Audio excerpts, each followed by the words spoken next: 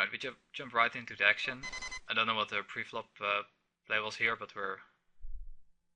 The seem to. king 8 hand I just checked in the big blind, and ace queen I raised and he called pre-flop, and then I c-bet and he raised. Alright, so this seems fine. Though if you're calling a shove, you might probably just shove yourself as well, just to get a little bit more fold equity maybe. Okay. But that's pretty minor. And this is just a clear value bet against with two pair.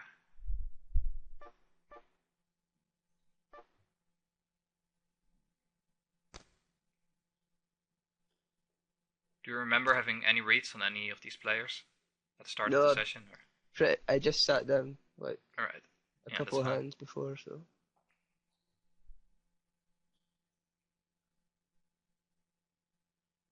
In fact, I actually was at a table with the guy on the left, on the top right table, Dragone, and he 3-bet folded at a table just before.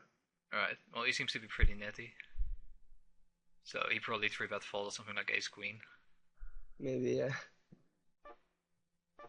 Okay, your heads up at this table. You're probably going to replace it. Yeah, Okay. just replace it after this hand.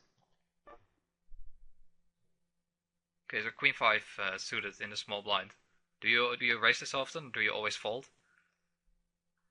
Sometimes it is, sometimes fold. It's just because I didn't really know anything about the player, I just folded.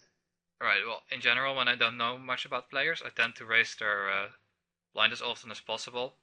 Like any playable Yeah, hand, like a suited queen, and just raise up, and then I'll see how they respond. Because if they respond poor to it by just folding too much, then you can turn a really huge profit by just stealing their blind every single time.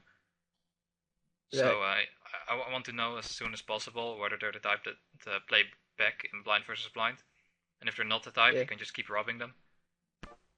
yeah, So okay, that I makes raise sense. anything until I know that I shouldn't be raising him. Cool. So it's kind of the opposite approach of yours. Yeah, But you find it out much faster if you actually do things like that. For the same reason, I 3-bet light a lot at the start of a session, just so I know how they respond. And if they fold too much, I keep doing it. And if they play back, well, then I start out with a loose image, yeah, and then they think I'm bluffing a lot. But I'll just tighten up because I know they'll play back at me.